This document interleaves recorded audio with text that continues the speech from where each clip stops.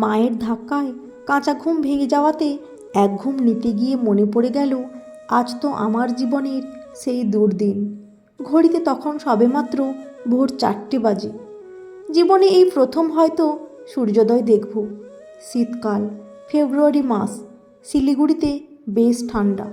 তখন গরম লেপের তলা থেকে বের হওয়াটা কেবল কষ্টকরই নয়, অত্যাচারও বটে।